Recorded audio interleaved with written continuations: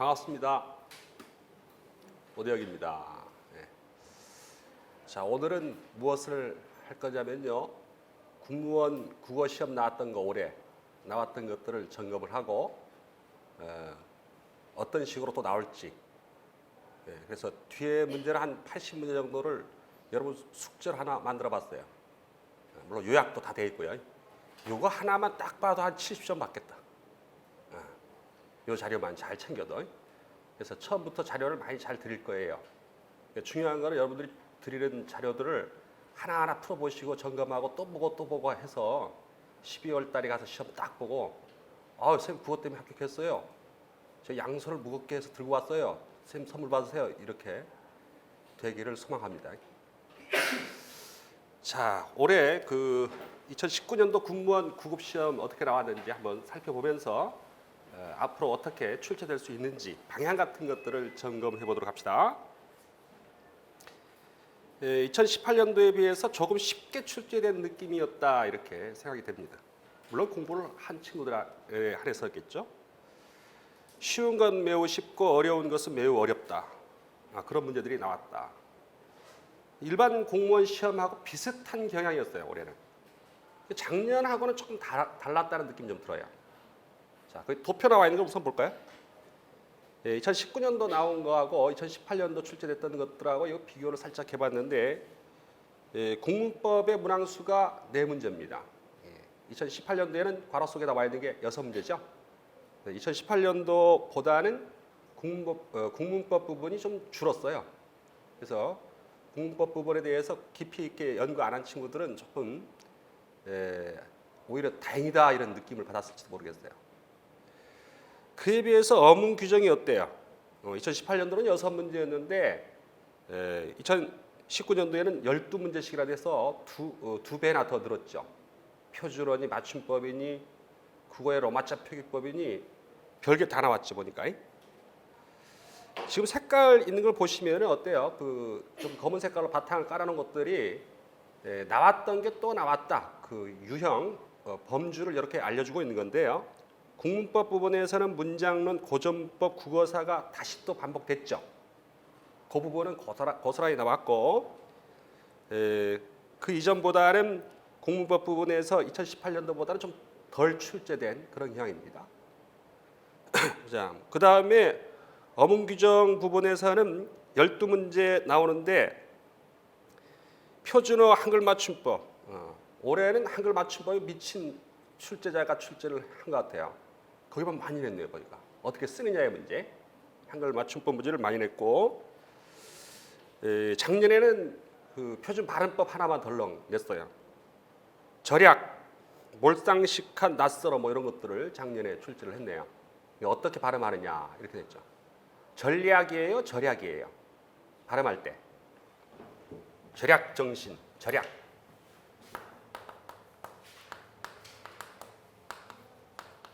절약이라 발음나겠죠. 절약. 니은 첨가돼서 전략 이렇게 하면 안 되겠죠. 원래 파생어나 합성어에서는 뒷부분이 뭐로 시작되면 이 야, 여, 여유로 시작되면 니은이 첨가된다고 그랬어요. 근데 어떤 거? 섬하고 이불이 결합됐으니까 이건 합성어겠죠.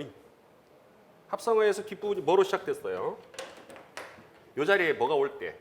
이, 야, 여, 요, 유 같은 것이 오면 니은 첨가해서 발음한다. 그래서 솜니불 이렇게 발음나죠. 한자어들은 그런데요. 한자어들도 우리 학교 같은 것들, 절약 같은 것도 합성어가 맞거든요. 한자어로서. 합성어는 합성어인데 두 글자짜리 합성어는 뒷부분이 이 야여유와도 원래 니은 첨가 안 해요. 원칙적으로. 그래서 니은 첨가 안 돼서 절약 이렇게 됐죠. 두 글자짜리 한자어들은 합성어를 하더라도 뒷부분이 뭐로 시작되더라도 이 야여유 들어가더라도 니은 첨가를 하지 않는다. 이 원칙이 있어요. 전략 이렇게 하면 안 되고 절약이라고 해야 됩니다.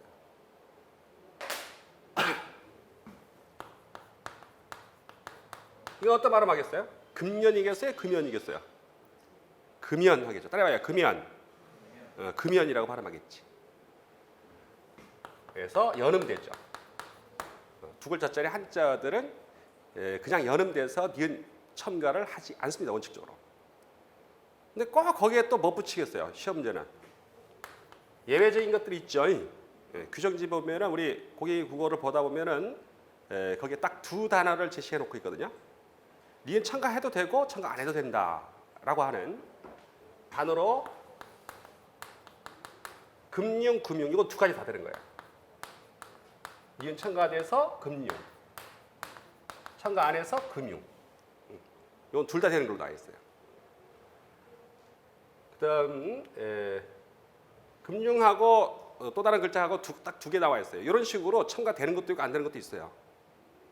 우리가 봐야 될 부분들이 이런 것들을 우리가 핵심적인 것들 대부분 보면은 공무원 시험 문제는 규정집에 들어있는 걸 중심으로 해서 문제를 내고 있더라고. 막 낯선 거 다 할 필요도 없어요, 사실은. 낯선 거 다 할 필요 없고 규정집에 표준 발음법이라고 나와 있는 부분에 한해서 기본적인 원리와 원칙을 갖고 정리를 해둘 필요가 있겠다. 그렇게 우선 기억을 해주실 필요가 있어요. 그 다음에 몰상식한 할 때는 쌍 되겠죠. 어떤 발음 하겠어요, 이거는? 나온 거니까. 몰상식 이건 안 하겠죠. 몰상식은 아닐 테고 어떤 발음? 몰상식 이렇게겠죠. 몰상식한. 요 원리는 어떤 거냐면 한자어에서 받침에 뭐 나오고 앞에 부분에 리을 나오고 디귿, 시옷, 지읒 나오면 요거를 어떻게 발음해라. 이렇게 발음해라. 쌍디귿, 쌍시옷, 쌍지읒으로 발음해라 라는 원칙이 있습니다. 따라해보세요. 한짤 다사조, 한짤 다사조 이렇게 연상해. 한자어에서 한자에 리을 나오고 다사조 나오면 따싸쪼 돼 이렇게 해서 이런 거 몇 개 외우면 돼요. 따라해보세요. 한짤 다사조 계속 해봐요. 한짤 다사조. 따라한 사람만 합격해요. 따라하는 사람만. 입에 익숙해져야 돼요. 이런 어문 규정 같은 것들은 몰상식 아니고 몰쌍식. 여기에는 뭐가 빠졌을까요? 된소리가 될 수 있는 게 쌍기역도 있고 뭐도 있죠? 쌍비읍도 있을 수 있잖아. 근데 빠졌지. 기역하고 비읍은 여기에 적용되지 않네. 그래서 어떤 걸 얘기할 수 있어요? 이건 그냥 물건이지. 물건도 있고 사실은 물건도 있지. 법 용어에서는 물건이라고 하는 게 있습니다. 근데 우리가 보통 물건 이건 어떻게 될까요? 불법도 있고요. 불법도 있고. 좀 헷갈리죠, 지금 보니까? 요게 바뀐 거예요. 요게 더해졌죠. 최근에. 불법을 불법 이렇게 발음해도 된다 했는데 하나는 뭐고요? 법을 어긴 거고 하나는 부처님의 법이라. 어느 쪽일까요? 부처님의 법 위에 거에 밑에 거. 찍어봐요. 50%의 확률도 있잖아. 자, 50% 확률 잘해야 되겠죠? 어디 걸까? 위에 겁니다. 불법. 이거는 뭐 하는 거? 법을 어긴 거. 그래서 불법도 되고 불법. 예전에 시험 나왔었는데 최근에 불법도 허용이 됐어요. 이런 거 몇 가지 정도를 정리하고 시험장에 들어갈 때까지 연습하고 들어가시면 됩니다. 기억이나 비읍이 나올 때는 우선 뭐 기억할 수 있겠어? 기억, 비읍 나올 때는 원칙적으로 된소리 발음 안 나는 게 원칙이구나. 근데 특이하게 허용된 것도 있긴 있구나 정도를 알아두시면 되겠죠. 이런 것들은 다 책에 정리되어 있겠죠. 한번 훑어봐두시고. 올해는 표준 발음법이 안 나왔는데 작년에 나왔잖아요. 그래서 또 내년에도 나올 수 있다 생각해서 그 지점들을 몇 개 정리를 해야 되겠죠. 그 다음 보면 낯설어 했죠.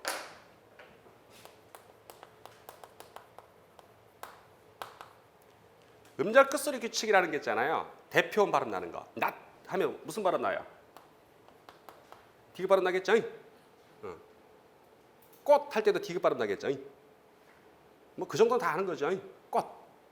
디귿이겠지 뭐. 그 다음 자리에 뭐가 있냐면 이 자리에 구두 벗어줘. 이 자리에 뭐 나올 때? 구두빵. 여러분 구두빵에서 구두 벗어줘. 구두방에서 구두 벗어줘 하면 구두 벗어는 끝에 빠졌죠 바뀌어요. 늘 안 바뀌는 때가 없어요. 그래서 어떤 발음을 해야 된다? 낯설어 이렇게 되겠죠. 낯설어. 이게 외워야 될 된소리 되기. 경음하라고 표현하는 겁니다.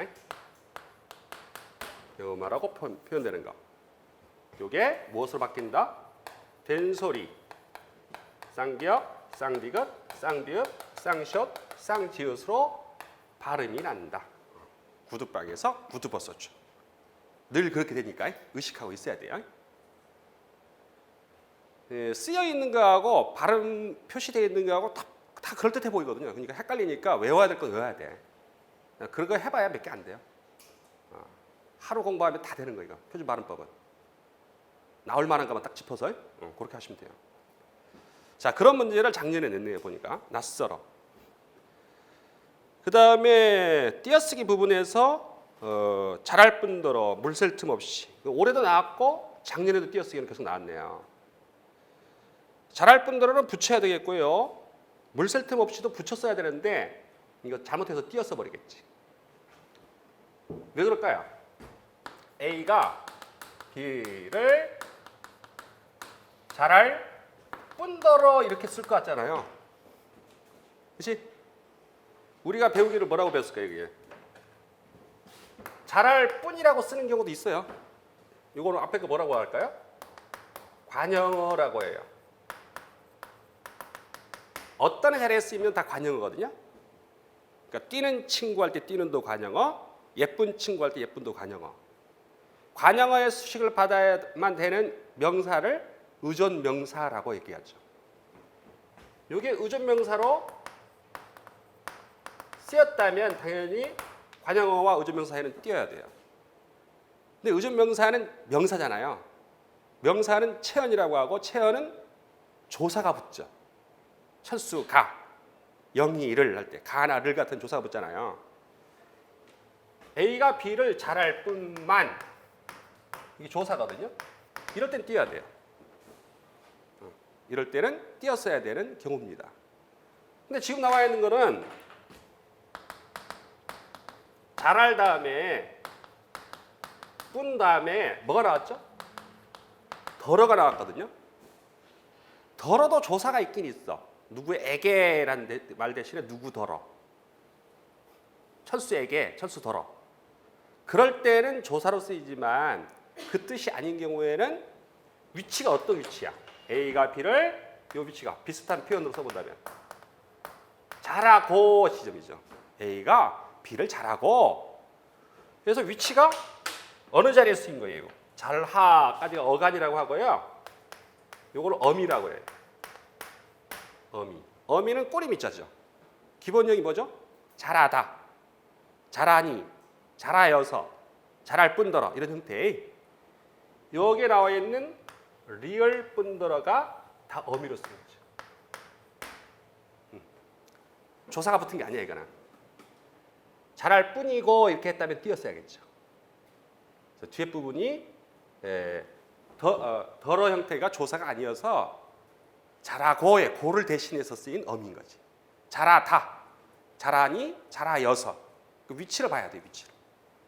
그냥 막 외우려고 하면 안 되고, 아 이건 어미 지점이구나 위치가. 잘하니, 잘하여서, 다고니, 어서 이런 지점에서 리을 뿐더러도 있고. 얼마나 많은 어미들이 있겠어요? 잘 할 걸 이럴 때도 붙여 쓰겠죠. 리을 걸. 리을 걸도 어미가 있는 거예요. 잘할 걸. 또 뭐 또 있겠어요? 잘할게.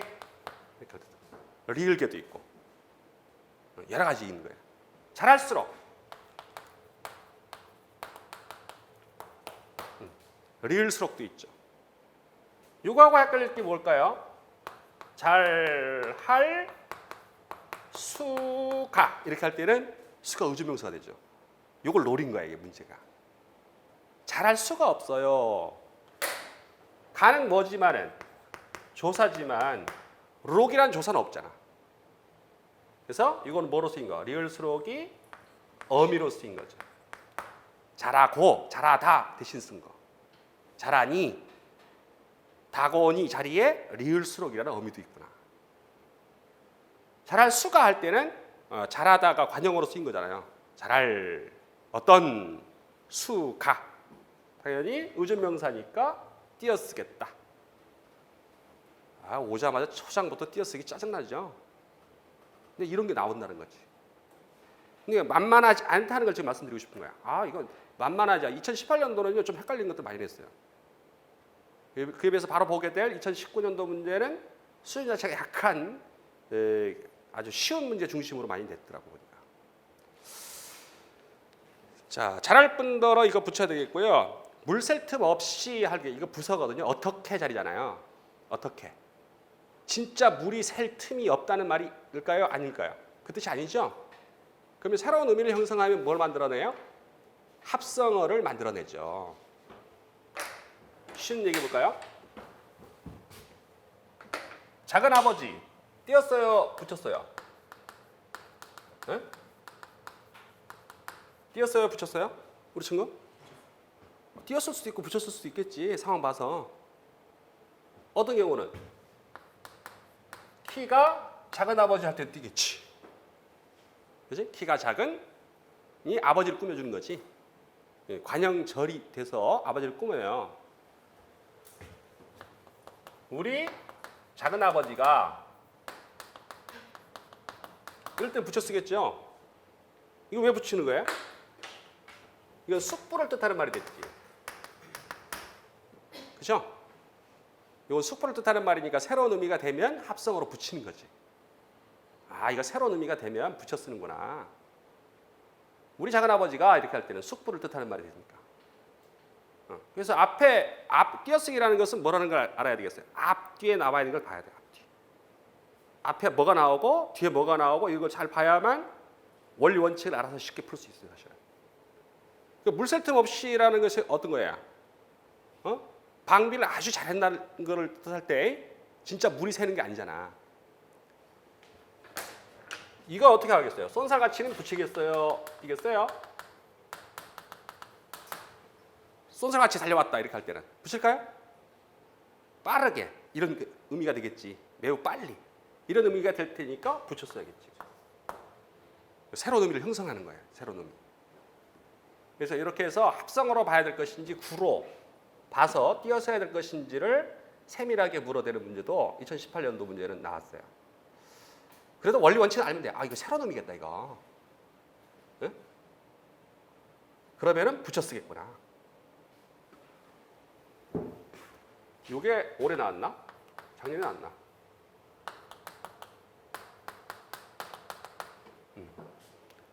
어느새 가을이에요. 붙일까요? 뜰까요? 어느새. 붙여 띄워. 말해봐요. 언니. 예? 붙여요. 그래요. 잘하네. 다 한 거야지. 새로운 의미겠지 뭐. 어느 버드겠어요? 세종류겠어요? 그건 아니겠지. 사이를 뜻하는 말인데 벌써 가을이 됐다. 이런 개념으로 의미가 달라졌겠지. 머릿속에 딱 집어넣어. 새로운 의미가 되겠다 이거. 그래서 어느새. 근데 어느 집에는 어떻게 할게요? 어느 집에선. 어느 집에는 이거 띄겠지. 어느 집 할 때는 띄어쓰겠죠. 새로운 의미를 형성해야 붙여 쓰는 합성어가 되는구나. 그 정도가 머릿속에 딱 남아 있어야 돼요. 가장 기본이 되는 거죠. 그 다음 밑에 보시면은 쥐꼬리만한 이렇게 나와 있잖아요. 이 만한 이 부분은 계속 나오는 거야. 만하다 이런 거. 쥐꼬리. 쥐꼬리 만큼 한 개념이에요. 쥐꼬리만큼 하다 이런 개념이에요. 그래서 쥐꼬리만은 붙이고 하다는 띄어서 해야 되는 거예요. 이건 붙이고 이건 띄어쓰죠. 쥐꼬리만큼 한 이럴 때는 많이 보조사로 쓰인 것이거든요. 이런 것들 헷갈리는 것들이 있어요. 이런 것들이 있기 때문에 문제를 낸 거죠. 먹을 만한 이건 띄었을까요? 붙였을까요? 띄어도 되고 붙여도 될까요? 뭘까요? 우리 친구 어떻게 합니다 이거? 응? 이거는 띄어도 되고 붙여도 돼. 뛸 수도 있고 붙였을 수도 있어요. 이런 것들은 몇 가지 나올 만한 거. 그러니까 단순한 문제는 아니고 헷갈릴 지점들이 몇 개 있어요. 요거를 뭐라고 하냐면 본용언. 요거는 기본용어로 만하다 이렇게 쓰겠죠? 먹을 만하다. 뒤에 하다나 쉽다가 돼서 보조용언이 나온 경우라고 얘기해요. 본용언, 보조용언. 그러니까 밥을 먹다. 무엇을 먹다. 먹다라는 말의 의미를 더해주려고 먹을 만하다, 먹을 듯하다 이렇게 쓰잖아요. 먹을 듯싶다 이렇게 하다나 쉽다가 이 자리에 들어가요. 그러면 띄어도 되고 붙여도 돼요. 다른 거 해볼까요? 아는 척하다. 이것도 띄어도 되고 붙여도 되고. 이 V자 뒤집어진 것은 띄어도 되고 붙여도 되는 표시. 그 다음에 아는 척하다, 아는 체하다 이런 경우도 마찬가지이고. 올 성쉽다 이런 경우도 띄어도 되고 붙여도 되겠죠. 이런 거 몇 개 정리해 놓으면 돼. 이게 규정집에 들어있는 거예요. 그래서 만하다 부분은 여러 경우들이 있으니까 문제를 내기 좋겠다 싶어서 쥐꼬리 만한 이거 하고 헷갈릴 만한 거니까 문제를 낸 거죠. 모든 시험은 국어 시험에서 특히나 모든 시험은 어떤 시험이다라고 머릿속에 집어넣으시면 되냐면 헷갈리는 것만 골라낸다 이렇게 생각하시면 돼요. 너도 알고 나도 알다 다 한다 그런 거 내겠어요? 안 내는 거야. 그래서 딱 봐서 헷갈릴 만한 지점만을 메모하고 정리해서 그 부분 대비하시면 돼. 그리고 잘 모를 때 어떻게 찍을까도 공부해야죠. 그것도 연습해야 돼요. 자, 그 다음 또 볼까요? 로마자 표기법. 웃는 순간 어색함이 사라진다. 이거를 영어로 알파벳으로 어떻게 쓰냐 이걸 냈대 보니까. 웃는 순간 어색함이 사라진다. 웃는 순간 어색함이 사라진다.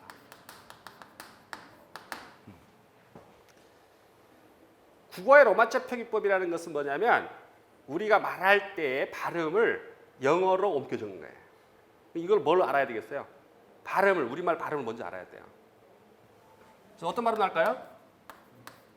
웃는이 되죠. 웃는. 정상적인 언어 생활을 했어야 돼. 웃는 이렇게 안 하죠. 응? 웃는. 순간. 어색함이 이렇게 발음하겠죠. 어색함이. 그렇게 발음하죠. 어색함이.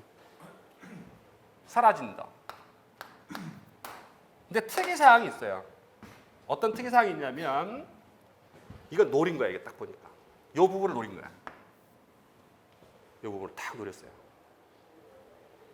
원칙이 뭐가 있냐면 체언에서 받침에 구두방 나오고 그 다음에 히읗 나오잖아요. 그러면 키읔, 티읕, 피읕 되잖아요. 키읔, 티읕, 피읕. 이제 여기도 키읔 됐잖아요. 이런 경우는 어떻게 하라? 기역, 디귿, 비읍 있고 히읗이 있다는 거 알려주라고 그랬어. 체언에서 명사, 대명사, 수사에서 어디에서? 명사, 대명사, 수사에서 기역, 디귿, 비읍, 받침 나오고 그 다음 히읗 나오면은 히읗이 있다는 걸 알려주기 위해서 키읔, 티읕, 피읕 형태로 쓰지 말고 KH, TH, PH로 써라라는 규정이 있어요. 규정집에는 묵호하고 지편전이 나와 있죠. 이건 지명이니까 체험 맞죠? 명사의 지명. 지명, 인명 이런 것들은 첫 로마자를 대문자로 써요. 그래서 MU 받침의 기억은 K로 쓰겠죠? 그 다음 히읗을 살리라고 했으니까 H를 넣는 거예요. 묻고 이렇게 써라라는 규정이 나와 있어요. 이 지점이 뭐라는 걸 파악했어야 돼. 이거는 어색하다라는 형용사인가 명사인가 지금 헷갈리는가. 어색함 할 때 동사나 형용사였다면 이거 지키면 안 돼. 명사 같은 경우는 지켜야 되겠고 품사에서 이거는 명사예요. 명사.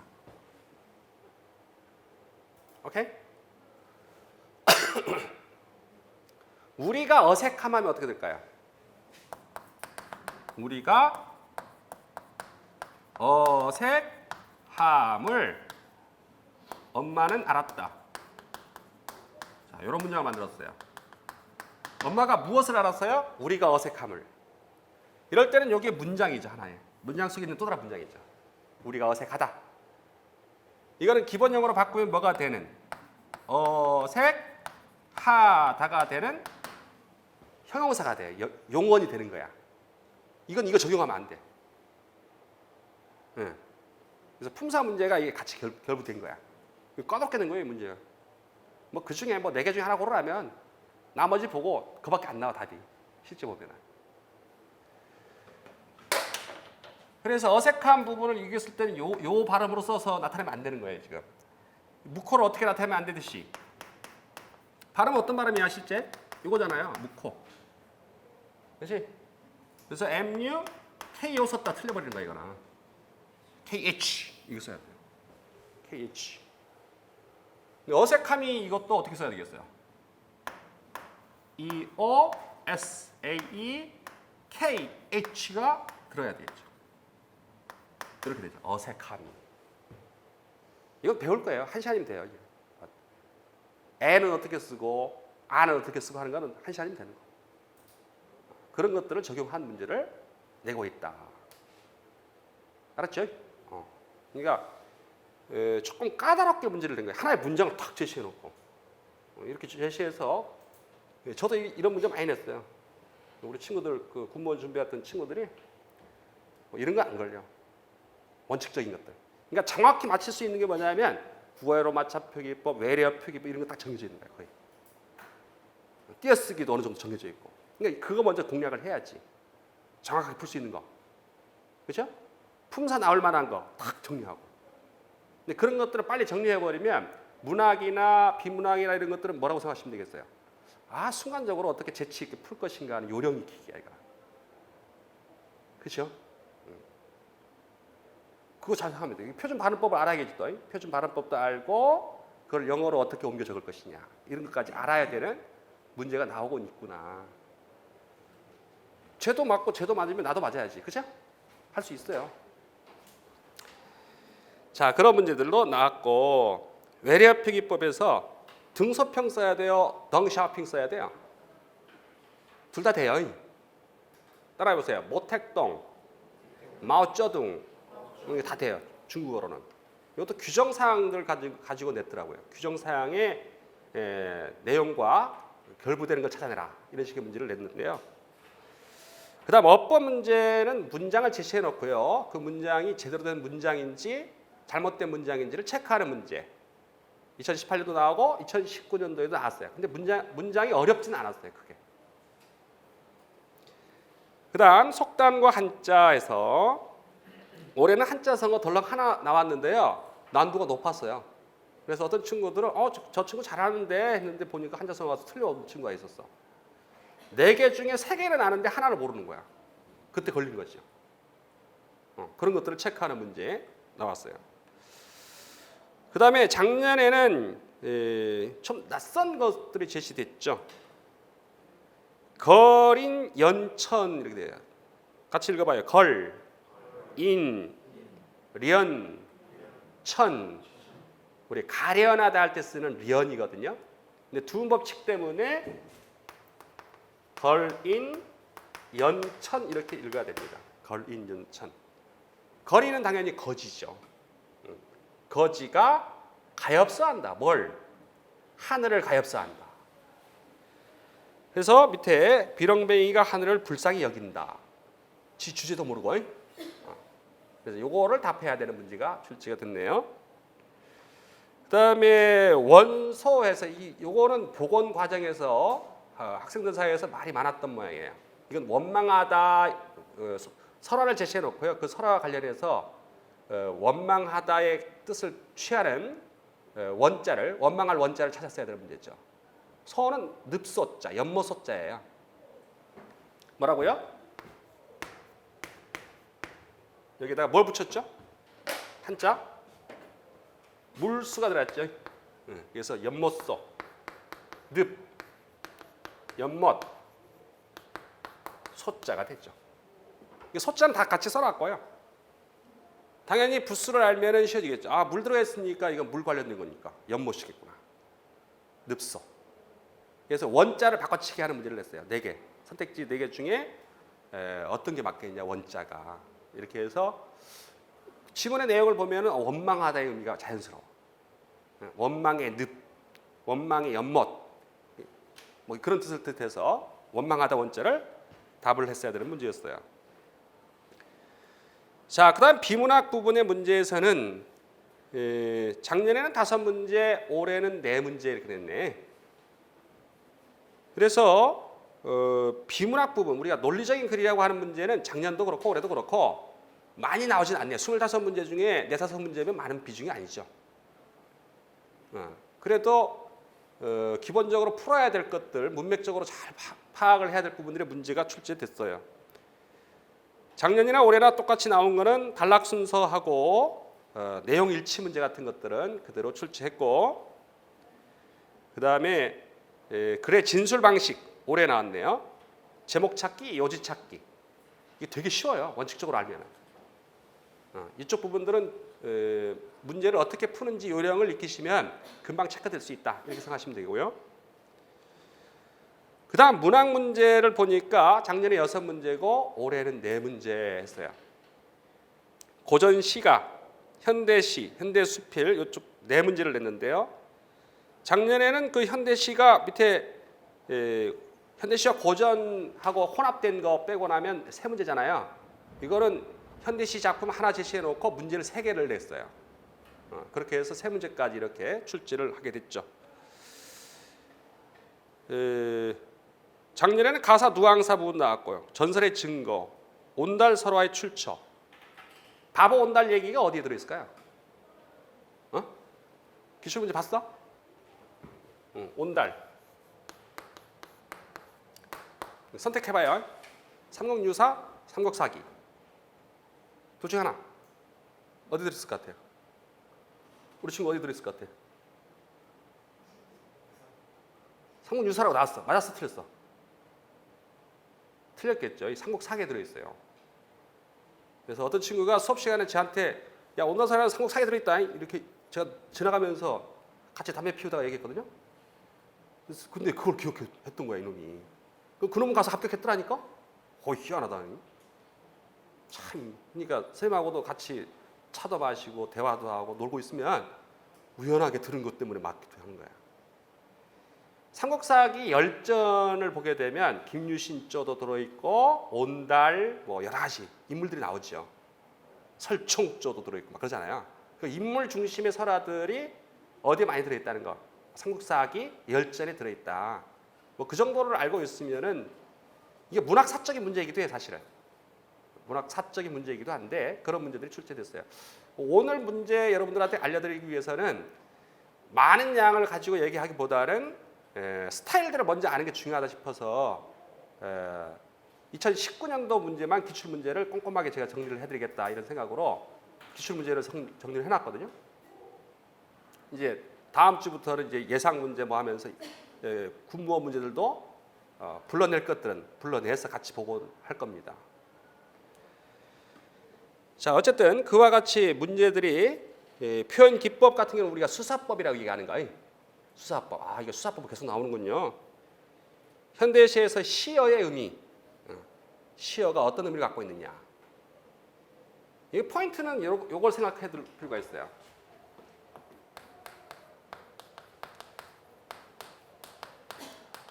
김수영 시인의 눈이라는 시가 있잖아요.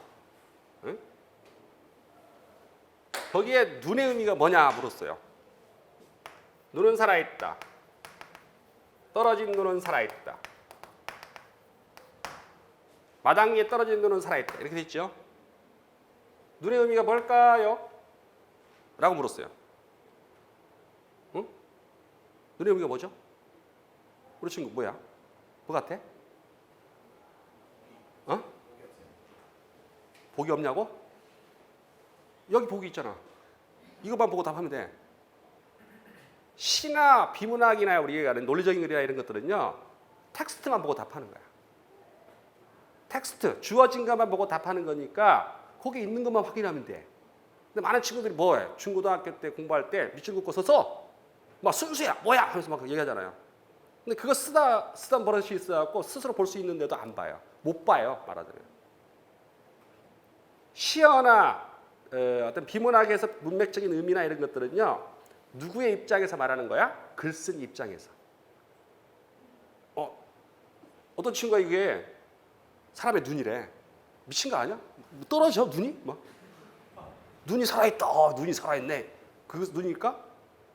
아 진짜 하얀 눈이야 스노우. 근데 스노우를 묻고 있는 게 아니야. 그렇지? 표현을 해놨잖아요. 말했어. 이게 너무 쉬운 거야 이게. 눈은 뭐라고 했어? 살아있다 했잖아. 눈은 뭐예요? 하면 살아있는 거예요 하면 되지. 아 글쓴이가 말하고 있는 것만 찾으면 되는데 뭘 그걸 힘들어하는지 몰라. 그래서 말 바꾸기를 하겠죠. 살아있다는 말을 다른 말로 뭐라고 할까요? 생명체 하잖아. 시적 화자에게 눈은 살아있는 것, 곧 생명과 같은 겁니다. 이렇게 답하는 거야.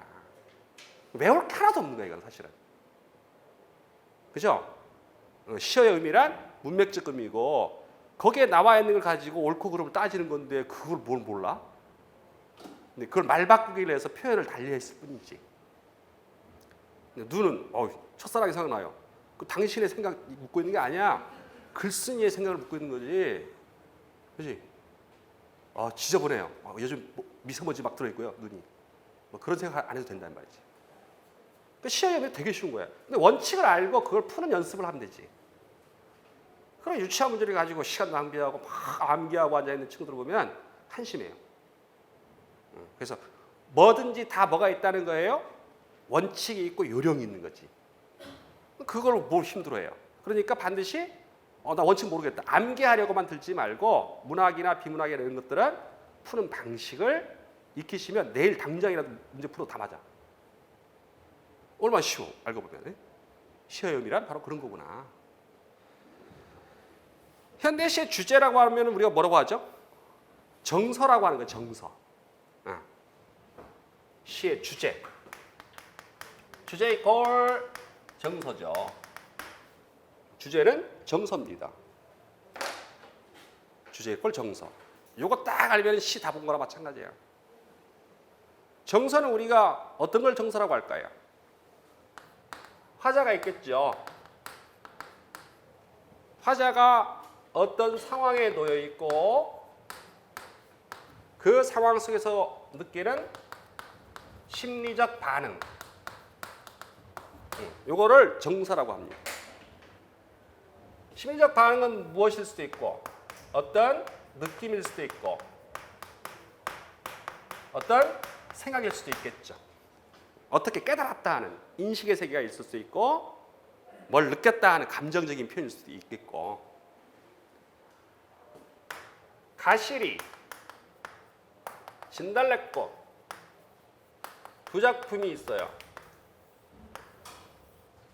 두 작품이 있어요. 문학을 볼 때도 그렇고 비문학, 논리적인 글을 볼 때도 그렇지만 특히나 문학을 볼 때는 가장 중요한 게 뭐라고 보시면 되냐면 원칙적으로 상대주의적 관점이야. 상대주의적 관점이기 때문에 이렇게 말할 수 있고 저렇게 말할 수도 있어요. 고추는 매워요? 맵지 않아요? 이게 상대주의가 아니죠. 어떤 거야? 고추가 맵다라는 인간도 있겠지만 고추가 달달하고 말을 안 할 수 있겠지만 느끼는 고추벌레도 있겠지. 고추벌레는 이 세상에서 가장 맛있는 게 고추야. 알았어요? 그러니까 누구의 시선에 따라 보느냐, 인간의 매운 걸 싫어하는 인간의 시선을 가지고 고추를 대하느냐, 아니면 고추벌레 입장에서 고추를 대하느냐에 따라서 이건 느끼는 감정이나 생각이 다 다를 수밖에 없다 이 말이야. 똥은 더러워요, 더럽지 않아요? 답해봐 이제. 아, 그러지 말고, 더러워요 하지 말고. 더러울 수도 있고, 누구한테는, 구더기한테는요, 똥이 얼마나 거기서 목욕도 하고 막 샤워도 하고 막 수영도 하고 한대야. 똥은. 그러니까 시라는 건 뭐라고 보면 돼? 시선을 편견에 사로잡힌 인간의 시선만 가지고 보는 게 아니야. 그렇죠? 그러니까 그걸 느끼는 주체에 따라서 달라질 수 있단 말이에요. 진달래꽃이라는 작품은 누가 지었다고 들었어요? 김소월이 지었다 하죠. 진달래꽃, 김소월. 나보기야 역겨워 가실 때에는 말없이 고해 보내드리오리다. 노래도 막 들었잖아. 근데 그 작자는 누구야? 김소월인데 김소월의 본명이 뭐예요? 김정식이에요. 진달래꽃 김정식. 갑자기 이상해지죠? 네? 이상하지 않아요? 나보기야 역겨워. 남자 목소리를 한다면 진짜 역겹지 않겠어요? 화자가 어떤 화자예요? 여성 화자죠. 여성 화자를 내세우고 있단 말이야. 근데 왜 작가는 시를 지은 시인은 남성인데 여성 화자를 왜 내세울까요? 시도 픽션이에요. 허구야. 허구이기 때문에 화자를 어떤 사람으로 내세워서 달리 표현할 수 있는 거야. 그 순간의 감정이라든가 이런 것들을 새롭게 창조해내는 허구란 말이에요. 이것도 시도. 수필이 아니야 이거는. 수필은 자신의 얘기를 직접 할 수 있겠지만 시나 소설이나 희곡 이런 것들은 이야기를 들려주는 자를 바꿔서 남성 작가가 여성의 목소리를 가지고 쓸 수도 있고 그런 거란 말이에요. 이해됐어요? 뭔 소리인지? 그래서 제일 먼저 기억할 건 뭐? 상대주의. 어떻게 보느냐는 주체가 누구냐에 따라 달라질 수도 있고, 그렇죠? 그래서 화자, 시에서 말하는 화자가 어떤 생각을 가지고 말하고 있느냐? 모든 게임은 지금 봤지만은 말 줄이기 게임이에요. 말 줄이기 게임이에요. 로미오와 줄리엣이라는 그 작품이 있어요. 그걸 하나의 단어로 말해봐요. 뭐라고 말하면 좋을까요? 작품의 주제를 얘기할 때. 로미오와 줄리엣 뭐라고 볼 수 있어요? 생각나는 단어가 사랑. 또 어떤 게 있을까요? 사랑인데 어떤 사랑? 죽잖아 걔네. 비극 이렇게 볼 수 있지 않을까? 그렇지? 비극적 사랑이잖아요. 비극적 사랑. 근데 하나의 문장으로 바꿔봐요. 그거.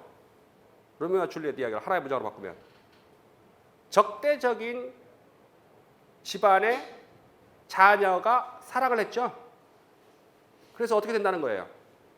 적대적인 집안의 자녀가 사랑하면 죽는다는 얘기요. 맞지 않아요? 이 이야기는 뭐라는 얘기야? 언제나 이야기도 뭐든 간에 구조로 보여. 구조. 늘리고 줄이고 게임이라고. 말을 바꾸기를 늘렸다 줄였다 이렇게 하는 거라고요. 그럼 여러분이 잘 알고 있는 가시리와 진달래꽃이라는 시의 주제, 정서는 같아요? 달라요? 이제 답해봐요. 우리 친구 답해봐요. 이 원칙 잡으라고 원칙이고 두 개. 우리 친구 해봐요. 같을 수도 있고 다를 수도 있어요. 이제 제발 그 짓 해. 제발 상대주의가 뭔지 알아요. 예? 그거 말하기 나름이에요 해야지.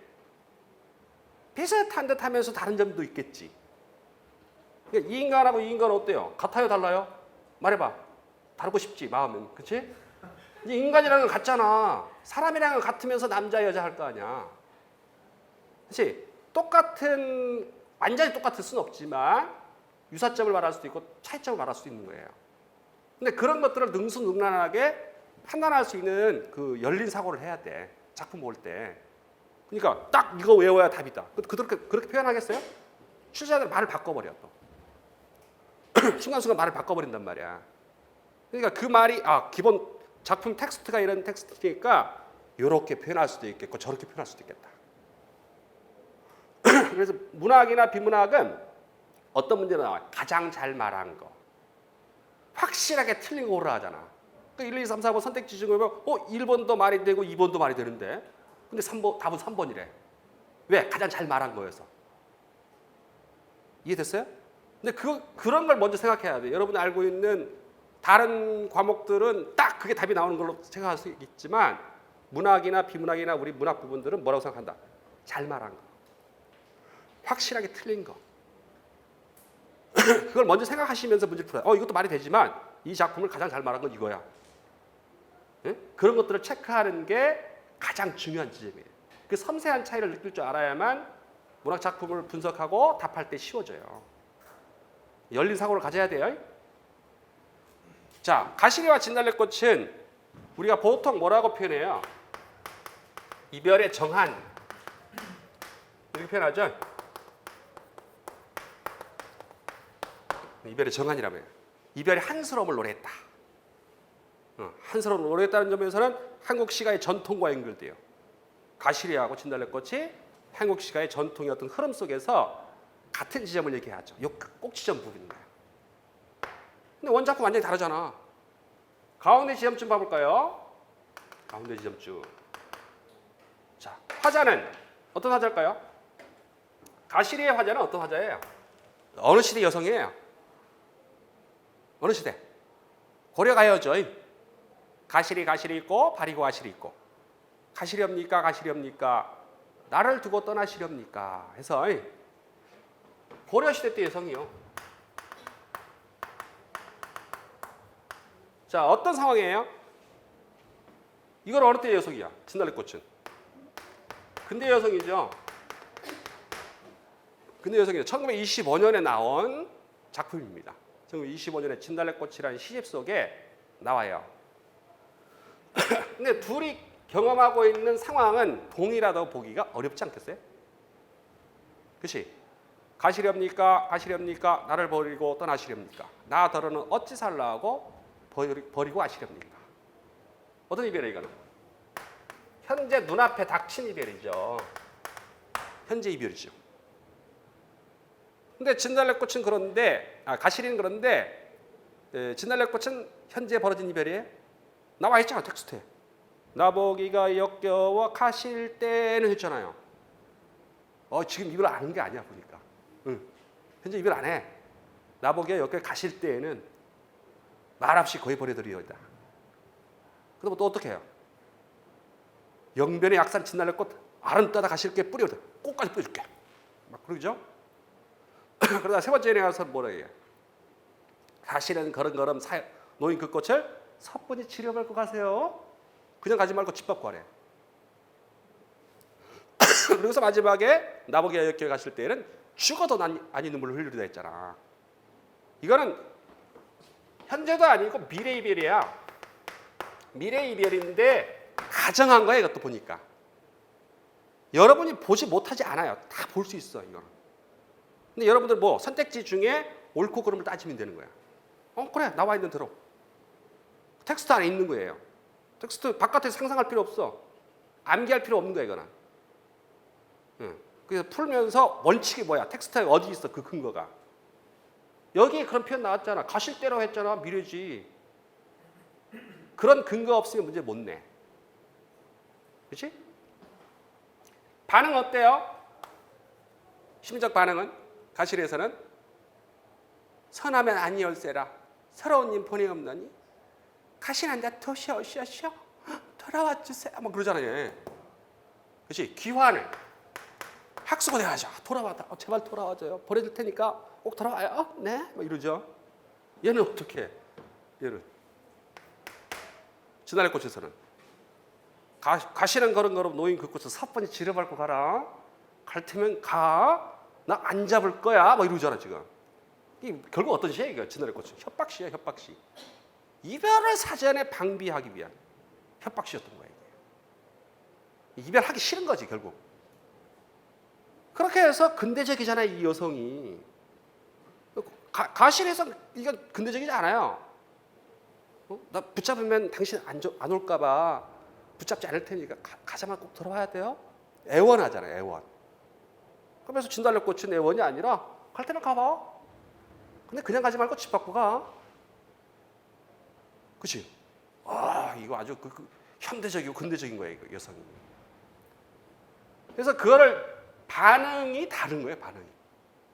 근데 우리는 뭐라고만 암기를 막 해놨어, 이거. 요것만 막 암기하는 거예요. 참고서 보면서 멸해장을 막 외운단 말이야. 근데 그런 것들을 순간순간 캐치할 수 있는 힘이 있어야만 내 나름대로 표현이 가능한 거고, 주제 이 말이 맞아. 이 표현이 잘못됐어. 응? 정서 물으면 뭐만 답하지 마시고 이것만 생각하지 마시고 여기까지 생각하란 말이에요.